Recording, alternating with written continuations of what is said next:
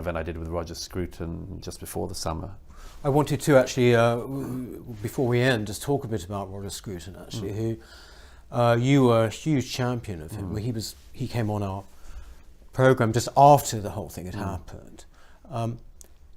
In relation to what you're talking about here, do you think the fact that he was reinstated was any form of, I say, victory, or was that a sign that something might change? Because he had, he was hugely misrepresented, but he fell foul of all these various preoccupations, didn't he?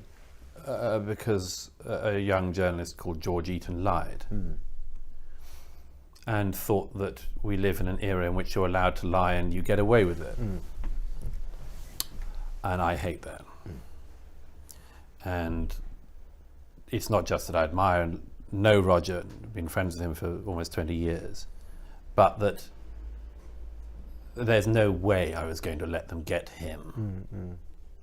And yes, the moment that Eaton and the New Statesman published these lies, I decided to undo them, to expose them. I knew immediately it was a lie.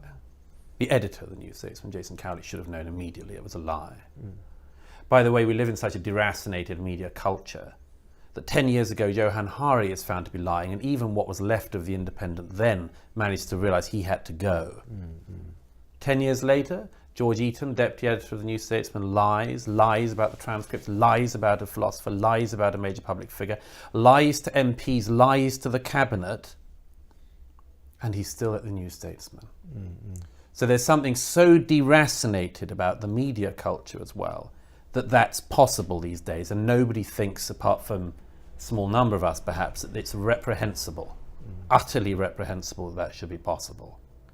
And yes, I knew immediately that it was a lie. I showed that, I think I exposed it, and yes, and Roger Scruton ended up getting his job back. But here's the thing, that trick that Eaton did could be done on anyone.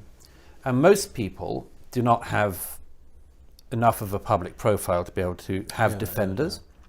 Most people aren't in the position of having people in the fortunate position that I am in, for instance, who can push back against that with the media platforms that we have. Most people, in fact, fear that.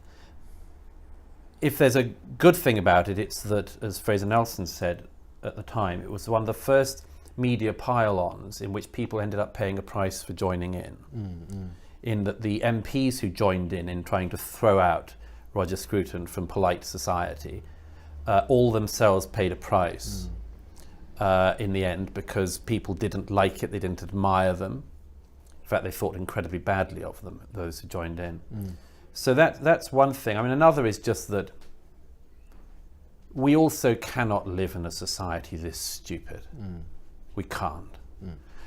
Andrew Gwynn, the Labour frontbench spokesman who attacked Roger Scruton when he was initially appointed by the government last autumn, said in one of his public statements, I mean, this is a man so dim, I'd be surprised if he'd finished any short book. And he says in a statement about Roger Scruton that somebody with Roger Scruton's views not just shouldn't have any public appointment, but has no place in the modern world. Okay, Andrew Gwynn, where are we to go in future for information about Kant and Hegel? Are we going to come to the Labour front bench? Are we going to be asking Diane Abbott and Andrew Gwynn and a few other geniuses if they can explain 19th century German thought to us? But this is what we're being invited to agree to. We're being invited to agree to a public square so stupid and deracinated that people who actually are thoughtful and have thought about things can be disappeared at the whim of an ignoramus, or in the case of the New Statesman, a liar. And I think that, quite frankly, a bit more civic courage is needed. A few more adults are needed. And we see this every single day. That's why I say that if I can condense what I'm trying to demonstrate in the madness of crowds, it is to say, we are, as a society, becoming stupider because we're pretending to know about things we don't know about. And we're pretending not to know about things everyone knew till yesterday.